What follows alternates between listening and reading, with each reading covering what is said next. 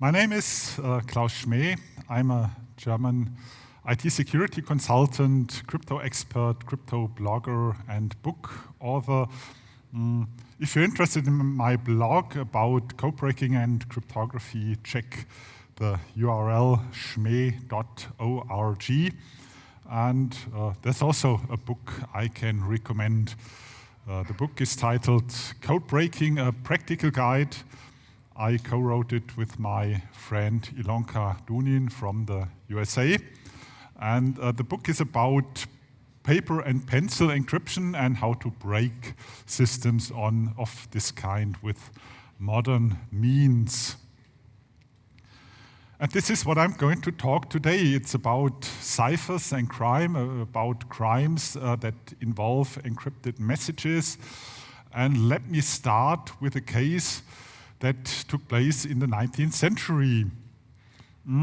I wish I could show you a few original pictures of this case, but as far as I know, there aren't any, or at least not very many.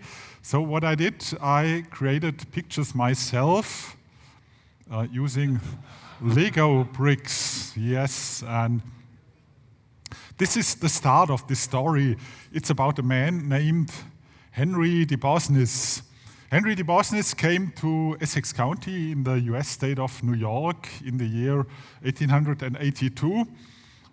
He was a stranger, nobody knew him, and almost immediately he started courting a widow named Elizabeth Wells. And after only a few weeks, the two married. And in fact, this was not the first marriage of Henry DeBosnis. His first wife, Judith, died after 7 years of marriage. The second one, named Celestine, after 10 years. And in fact, Elizabeth didn't survive the wedding very long either, because she was found dead only a few weeks later. She was both stabbed and shot at the same time. And all this happened within a very short time frame. DeBosnis' arrival was on May the 1st, and 5 weeks later, the two married. And 2 months later, Elizabeth was killed. And of course, Henry DeBosnis soon became the prime suspect. He was arrested and put into jail. And while he was waiting for his trial in jail, he created documents. He wrote poems, he painted pictures, and he created a number of encrypted texts. I will come back to these later.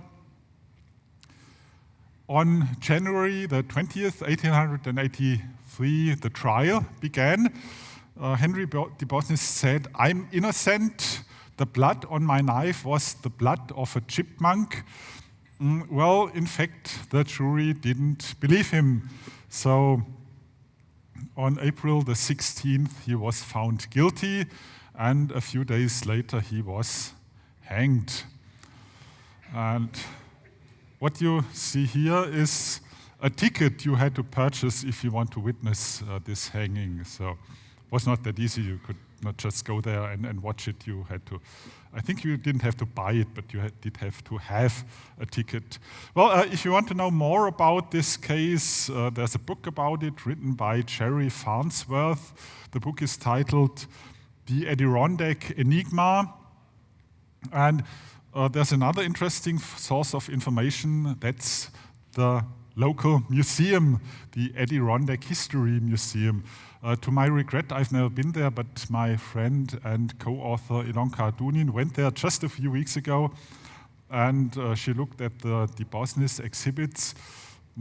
Here you can see the encrypted, or one of the encrypted messages, and on this picture you can see the skull of Henry DeBosnis and the hangman's rope. So if you're interested in things like these, you should go there one day.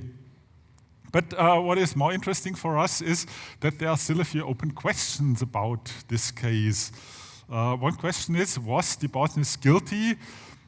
The second question is, did he murder his first two wives too? Just remember that his two first marriages didn't last very long either. So perhaps these questions could be answered if it was possible to solve the encrypted messages he wrote while in jail.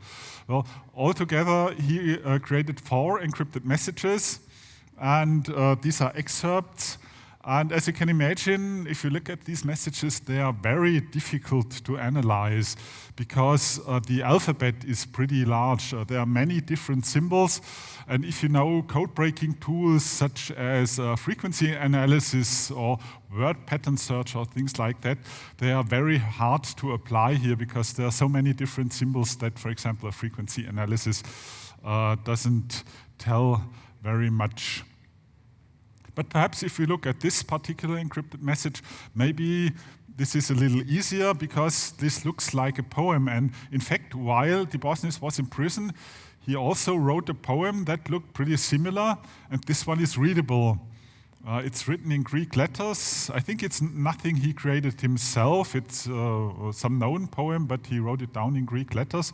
And of course, when code breakers looked at it, they thought, well, maybe this is a crypt that will help us to break this encryption, but this was not the case.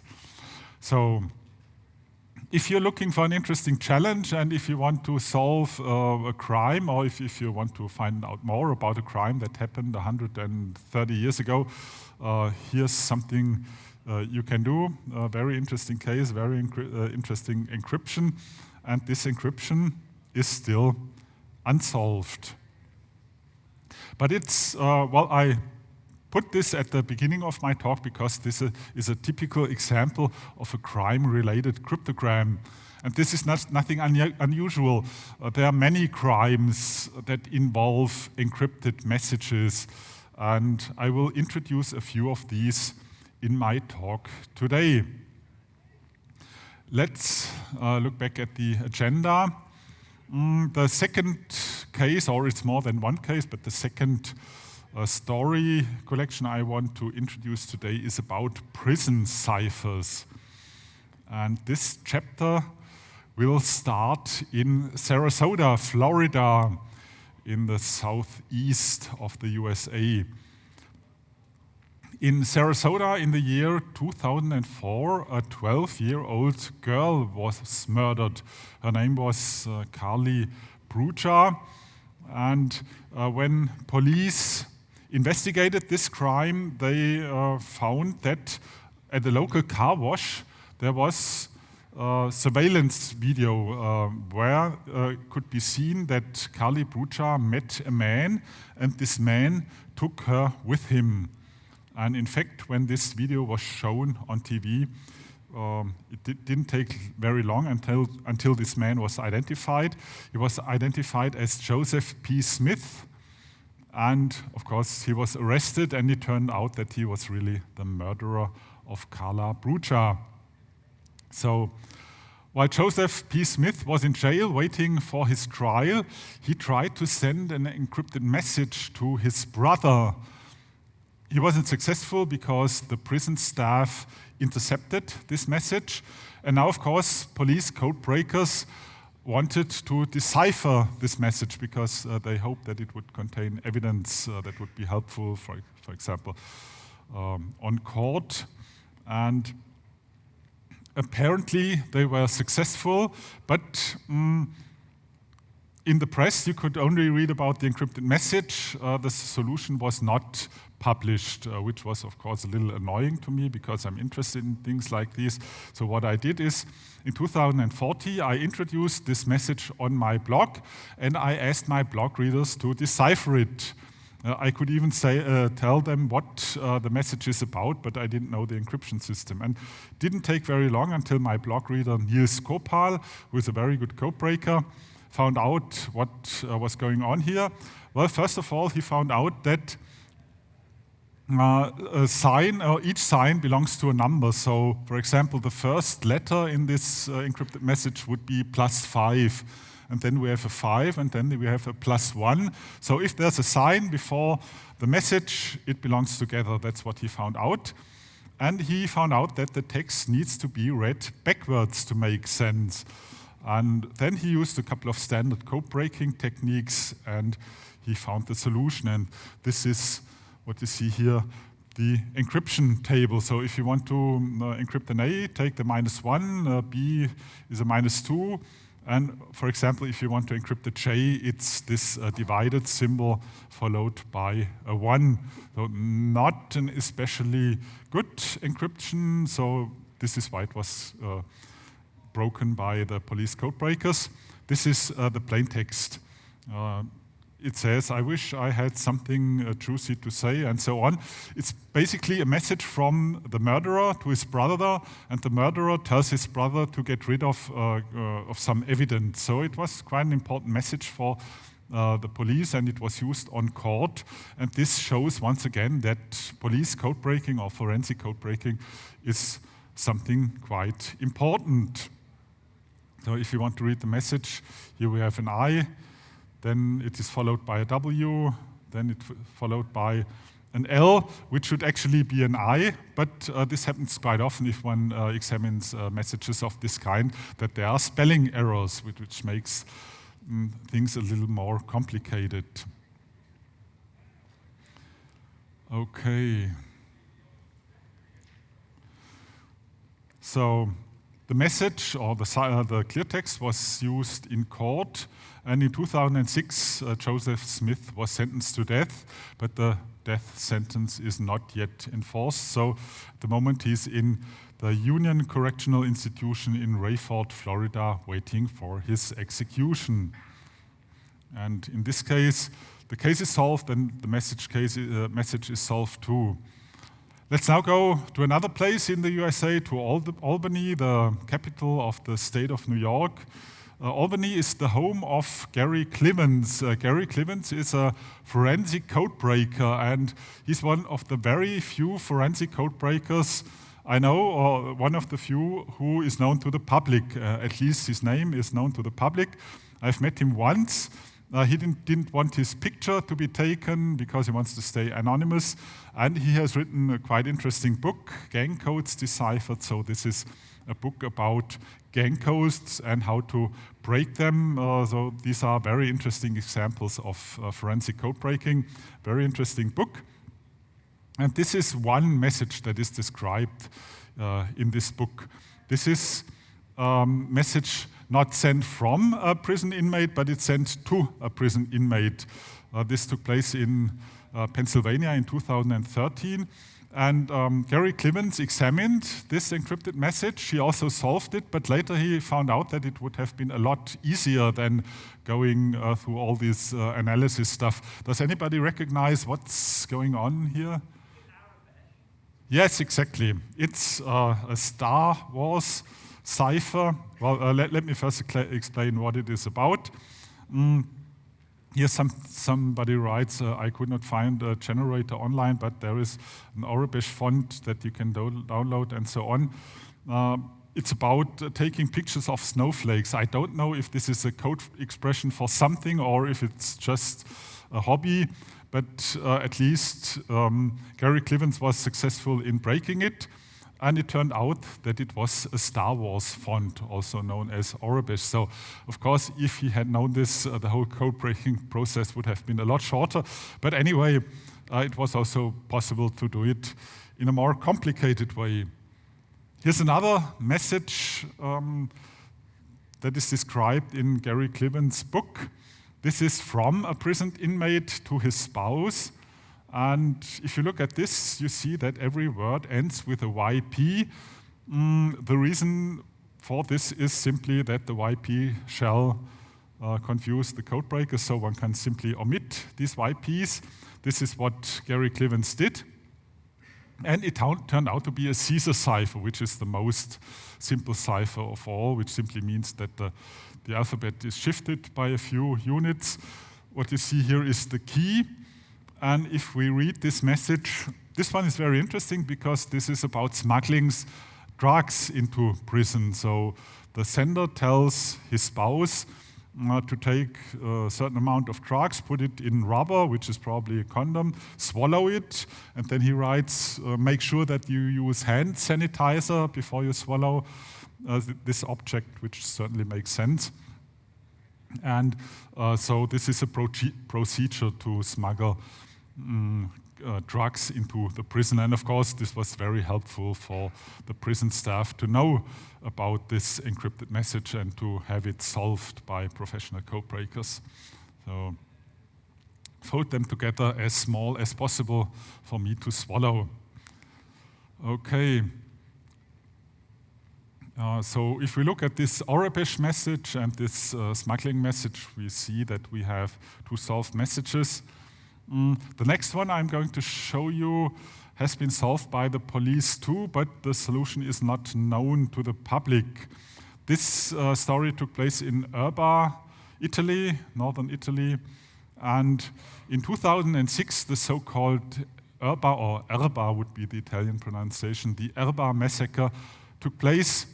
In 2006, a couple named Rosa Bazzi and Olindo Romano, they killed 4 neighbors. Why did they kill 4 neighbors? Well, because they made too much noise. That was the only reason why they killed 4 neighbors, and of course they were convicted to long prison sentences, a very strange crime. But while in prison, Olindo Romano tried to send an encrypted message to his wife, who was arrested in a different prison, and the message was hidden in a Bible. But this quite interesting way to smuggle information didn't work because it was intercepted by the prison staff. And apparently, police was able to break this message. But when I saw this, it was published in the press, I wondered how this encryption worked, and this is not documented. As far as I know, the Italian police has never published the plaintext or the encryption system used here. So I introduced this on my blog, and so far my readers were not able to break this message, to my regret, but at least there was an Italian reader who made an educated guess. He said, well, probably a substitution cipher was used, replacing single letters with syllables, such that the ciphertext is mostly pronounceable, and the XS probably stands for space. And probably this is not the complete message. Probably it's only one page out of several, so it might be easier to break the message if the whole message was available, but this is not the kind. And it's very typical. It happens quite often that only parts of messages are published, or only the ciphertext, not the plaintext. So I'm very interested in stuff like this, but it's often hard to get the whole truth. Okay, so I have introduced now a couple of messages that were sent from prisoners or to prisoners, and some of these were solved, others are not. Let's now come to the next chapter. This one takes us to St. Charles, Missouri, to the year 1999. Well, again, I didn't find good pictures, so I created a few myself. You can see what actually happened, or how the story more or less began. In 1998, a corpse was found lying on the floor in a cornfield, a sweet corn field in Missouri, pretty close to the Interstate Road 367. And yes, the corpse was identified as Ricky McCormick, a 41-year-old. Ricky McCormick was a person with a criminal record. He was unemployed at that time, so not necessarily a man who was very lucky in his life.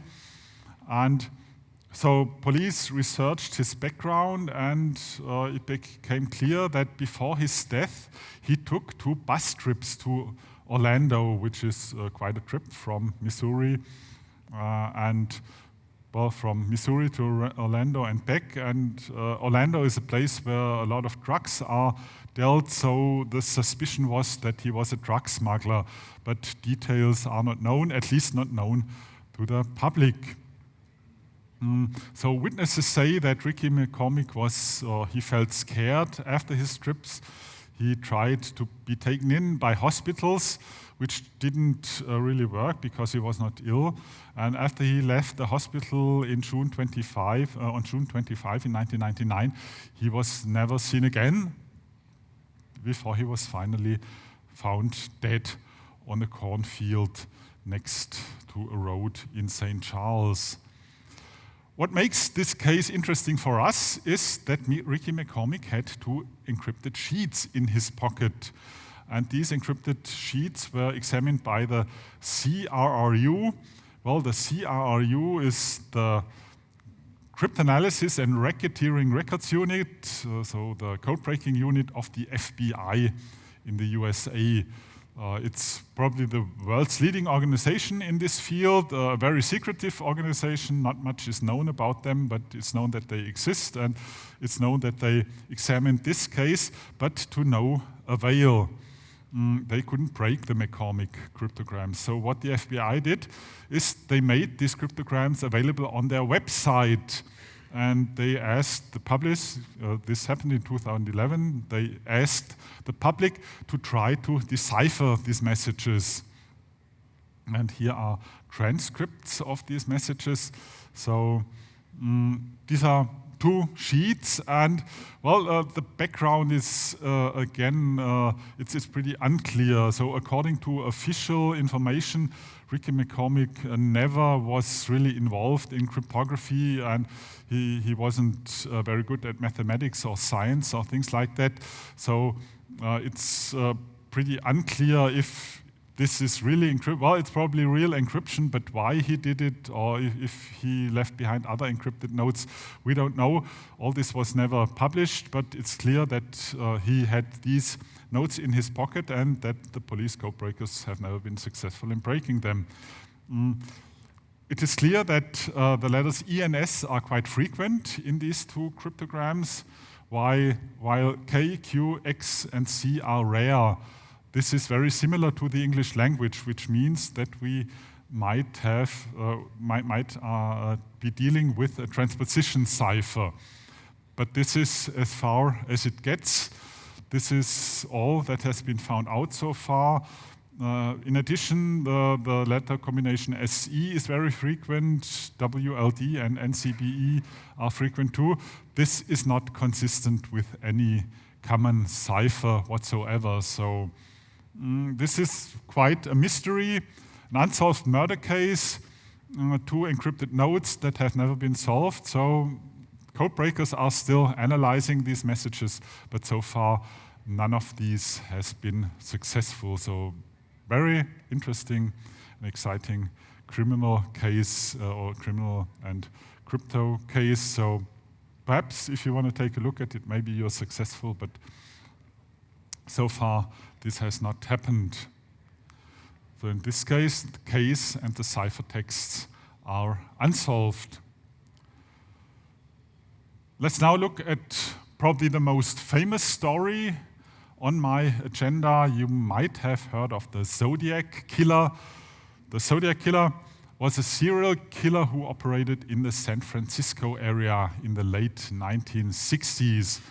So the first crime, or probably the first crime, it's not really clear how many crimes he committed. Some crimes can't be attributed to him with certainty, but the first one that is really secure took place in 1968, shortly before Christmas, in Benicia, north of San Francisco in California.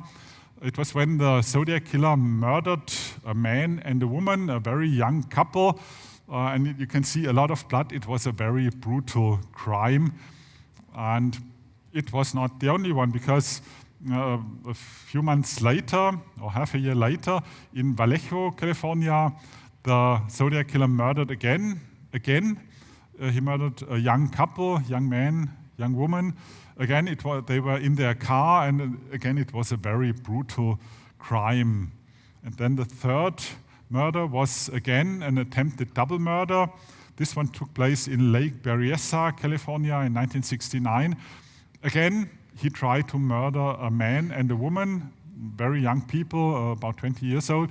But this time, the man survived and he could describe the murderer. And he said that the murderer wore a strange costume with a zodiac symbol and a strange mask. But this is all he could say, so there's no detailed description of the perpetrator. And finally, the last crime happened in Presidio Heights, which is a borough of San Francisco, in 1969. And this time a taxi driver was murdered, which was untypical. It was not a couple, but it was a taxi driver, again, a young man, about 20 years old. And again, it was very brutal. So we have altogether 4 murders or double murders.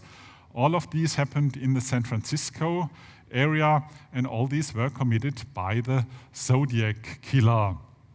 And what makes this case interesting for us is that the Zodiac killer sent messages to the police. I think he sent over 10 messages to the local, not really to the police, but to newspapers.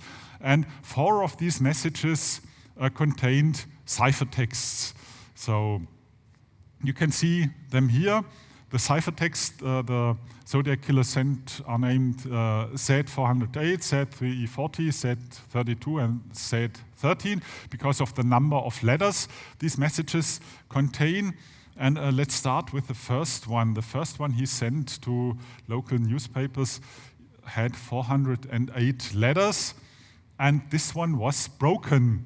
But it was not broken by police code breakers, but it was broken by a teacher couple when they read about this message in the press.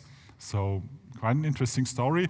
Donald and Betty Harden, 2 teachers, looked at these messages, and they invested quite a lot of time. I think they worked on these messages for a couple of days in a row. They didn't do anything else. Not even did they go to sleep. And finally, Betty Harden found out how the encryption worked. And this is basically what it is about. It's a so-called homophonic cipher. That means that for every letter of the alphabet, not for every, but for some letters of the alphabet, different symbols are available. So, for example, if you want to encrypt the A, you have 4 different symbols you can use. And of course, this makes things like frequency analysis a lot more difficult than usual. And this is how the encryption worked. This is the plaintext. I like killing people because it is so much fun, and so on. It didn't help police very much. Of course, police was hoping that the perpetrator told his name in this message, but this did not happen. But anyway, from a cryptographic point of view, this is extremely interesting. And if you want to know how Betty Harden broke this message, well, the first step was that she guessed that the Zodiac killer, as an egomaniac, started his message with I, and she was right. And in addition, the expression I like killing people fits very good with a person like the Zodiac killer. So of course, she was lucky in this sense. Could have been something completely else, and so they would probably still try to solve the message. But she did a good guess. I like killing people, and when she guessed these first few words, she could solve the whole message. That happened back in 1969. This here is the second Zodiac killer message. This one remained unsolved for decades, and it became one of the most famous encrypted messages or unsolved encrypted messages at all in the world. I blogged about it many times, and I never thought that this would ever be solved, because for decades great code breakers looked at it and they were not successful, so I thought this will never happen. But I was wrong, because in 2020 I received a notice that said 340 was broken. I couldn't believe it, but then I read who had published this message. It was Dave Oranchek, a friend of mine and an extremely good codebreaker. Jal van Eyck, also a codebreaker I know, he's a real genius. And when I read these 2 names, I thought, well, these are really good codebreakers. They don't publish any nonsense. They must be right. And it turned out that the solution was correct. I didn't know Sam Blake, but he turned out to be a reader of my blog, so I'm quite proud. I always say that this message was solved by readers of my blog, which is totally true, but I was not really involved, to my regret. But anyway, in my view, this is the greatest success in the history of non-military cryptanalysis. I had never expected this message ever to be solved. So how did it work? Well, first of all, apparently the Zodiac killer, well, I'm only going to cover the first 20 letters. And the first 20 letters, for this message, the same system or the same kind of system was used as for the first one. Of course, it was a different table. The symbols are not exactly the same. But again, we have a homophonic cipher. That means that for some letters, several signs are available. As we cover only the first 20 letters, we have 2 signs available for the K, 2 for the E, and we have even 3 signs for the O. Of course, if we cover the whole message, the list gets a little longer. But this is the first building block of the encryption. And the second building block of the encryption is that the message isn't to be read from left to right and top to bottom, but it's to be read in night moves. If you look at the 1, that's in the upper left corner. Number 2, the second letter would be 1 below and 2 right. That's a typical night move. Then number 3, again, 1 below, 2 right. And then you have to go through the whole message until you end up here. And then you have to start at the top again. And yes, well, these are only the first 20 letters, but this is the basic scheme that was used here. And in my view, it's absolutely a sensation that somebody has found out how this works, because it required a lot of computer analysis to determine the order of the letters, and this is the real success of the codebreakers in this case. The plain text, the first 20 letters are, I hope you are having lots of fun. Again, it didn't contain any evidence that helped the police to identify the Zodiac killer, but anyway, from a cryptographic point of view, this is really something very outstanding.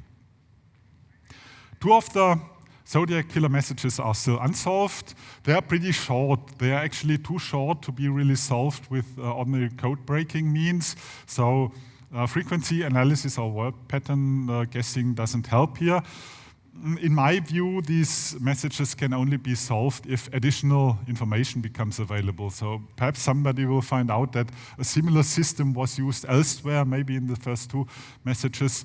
That might help, but apart from that, it won't work. What is interesting, there has been one potential decipherment of Z13. Craig Bauer, who is an American codebreaker, found out that the name Alfred E. Newman was almost a fit for these 13 letters, but only almost, because 1 letter doesn't fit. You certainly all know Alfred E. Newman, the mad guy. And it's of course possible that this signature, and it even says my name is, so the Zodiac killer says here my name is, and then an encrypted string.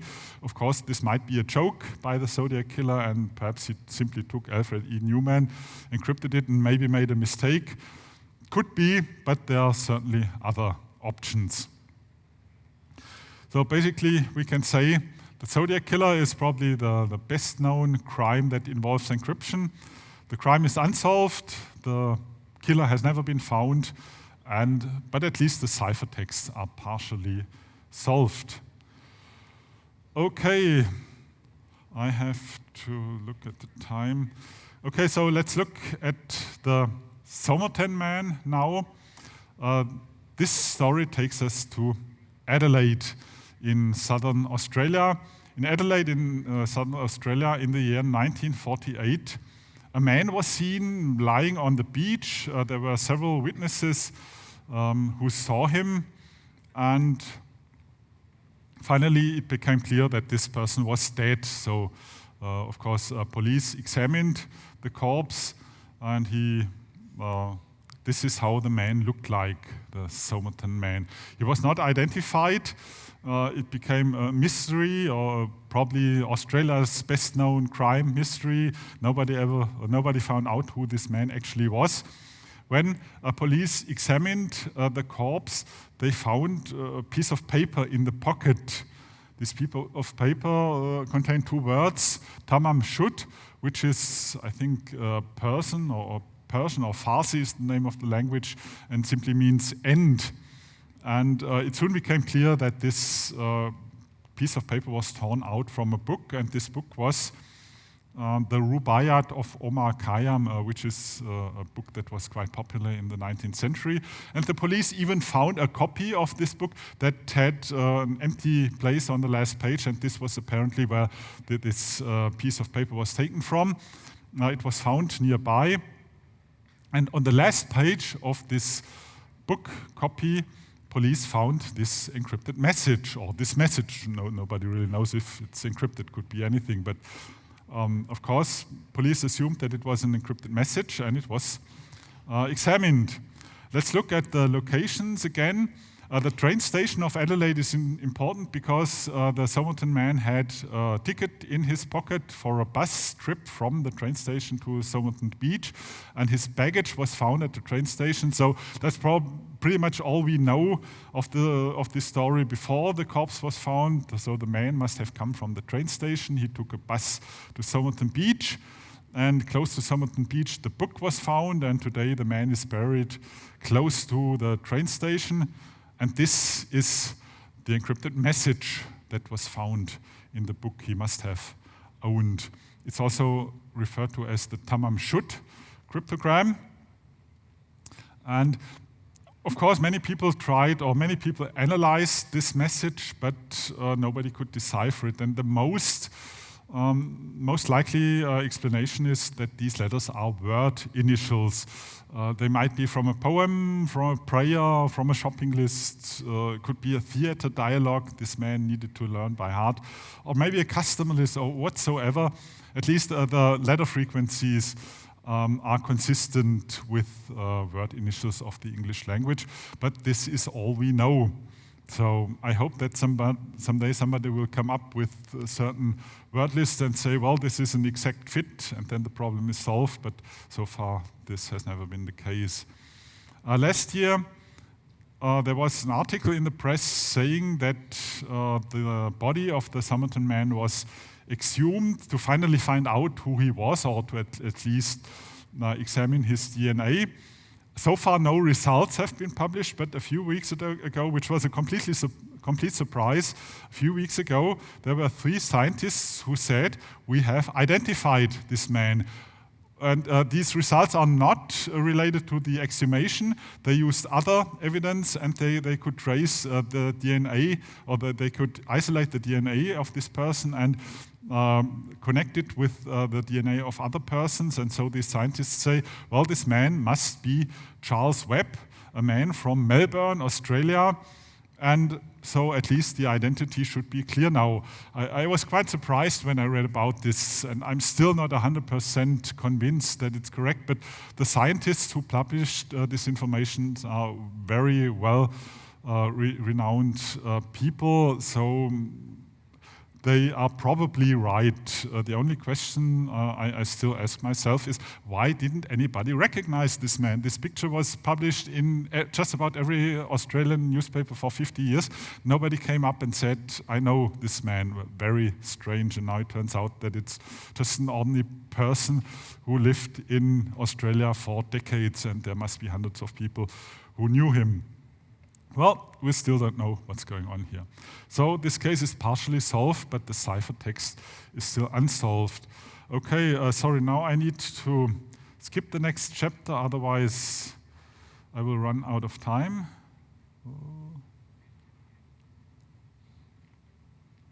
Let me come now to the last chapter. This chapter is about computer-based encryption. So everything I've covered so far is about paper and pencil encryption. But now let's first go to my home country, to Germany again. In Germany, there in the 1990s, a serial killer was active. He started his crime series in 1992. He killed 3 children and abused about 40 of these.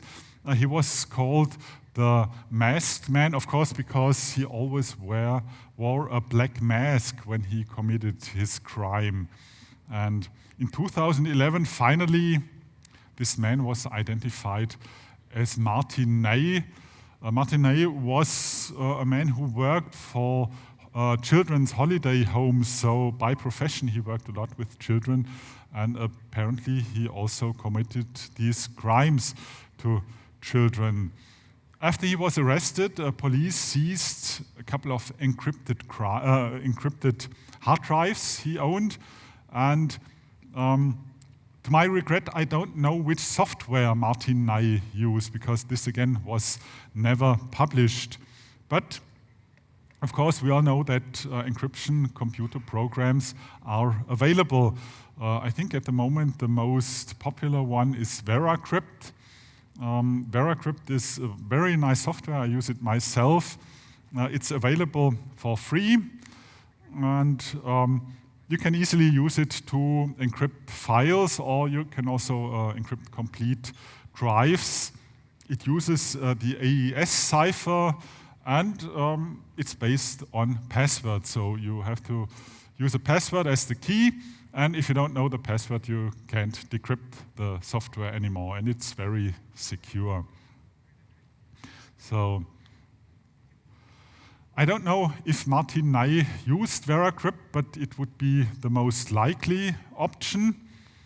No, sorry, he certainly didn't use VeraCrypt, because VeraCrypt wasn't around at that time, but he probably used the forerunner, TrueCrypt. He probably used TrueCrypt. And of course, when police found these encrypted files in his possession, they would have liked to decipher them. It was especially important because there were only 3 murders that could be attributed to Martin Ney, and police suspected that there was more.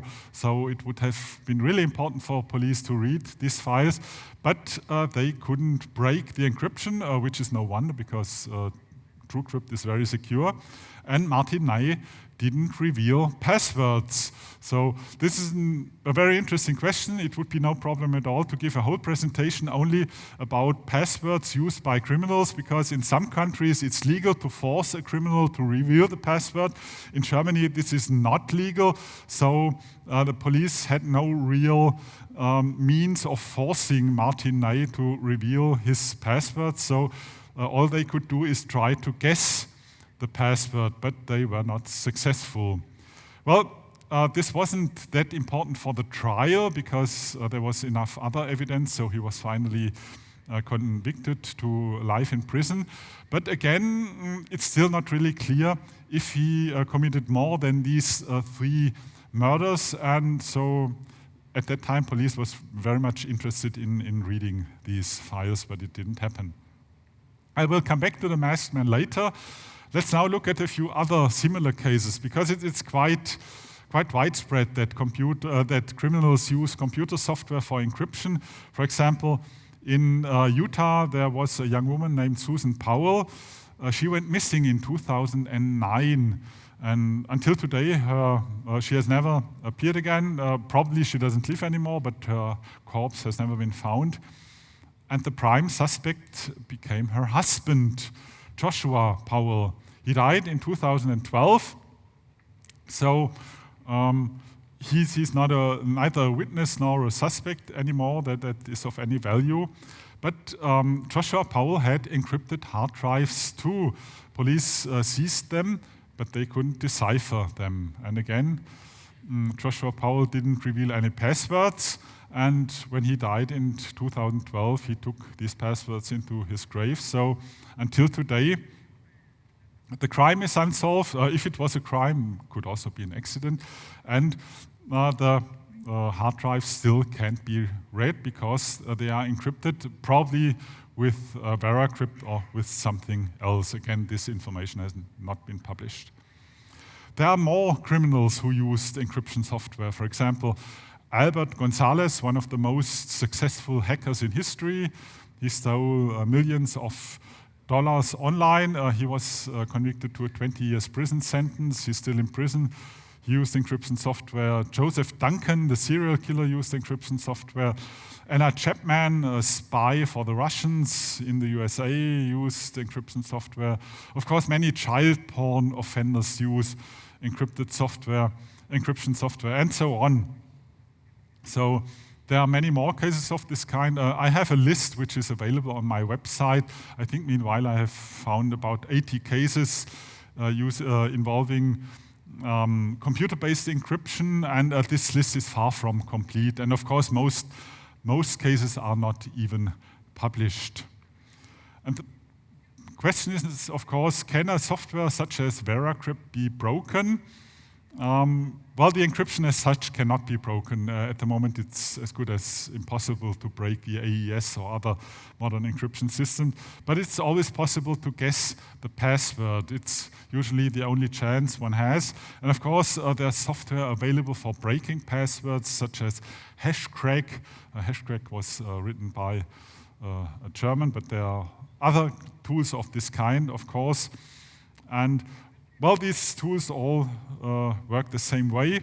They need a dictionary file with as many potential passwords as possible, and these candidates are used to decrypt the file, and if something useful comes out, the decryption is correct or the password is correct, otherwise it isn't. And of course, such a software always tries different variations of the same word. So it's no problem to test 10 million different passwords and hoping that one of these is correct. And sometimes it works, but sometimes it doesn't. So the last case I'm going to cover is took place in San Bernardino, California. The San Bernardino shooting in 2015, when a Muslim couple killed 14 people and injured 21.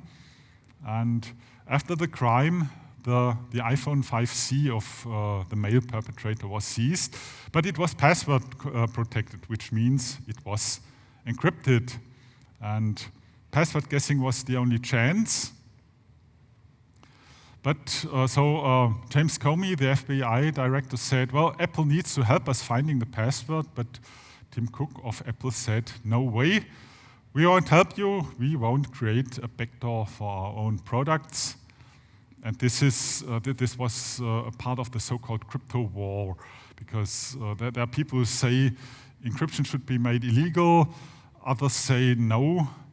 This should not be done. And well, I work for a company producing encryption programs, and of course my employer wouldn't like to include backdoors into our product, so I can easily understand that there are many people protesting about making crypto illegal or about or against backdoors. Okay, so the FBI was successful in breaking this iPhone anyway. They had the help of an Australian company. And at the end of the presentation, let's come back to Martin Ney again, the masked man. Well, as I said, police was not successful in breaking his messages, but in 2016, he revealed his passwords. It's not publicly known why he did this. Perhaps he received something in exchange, easier conditions or better conditions in prison. And when police examined these encrypted hard drives, which now could be read, they found allegedly no additional evidence and no evidence for additional murders this man might have committed. So some of these cases I told you about are solved, but the discussion about backdoors is still going on. Okay, this was my overview on ciphers and crime. There are many more crimes involving ciphers. It's a lot more than I can cover in a presentation of this kind, so all I can say at the moment is thank you, and well, are there any questions? Thank you.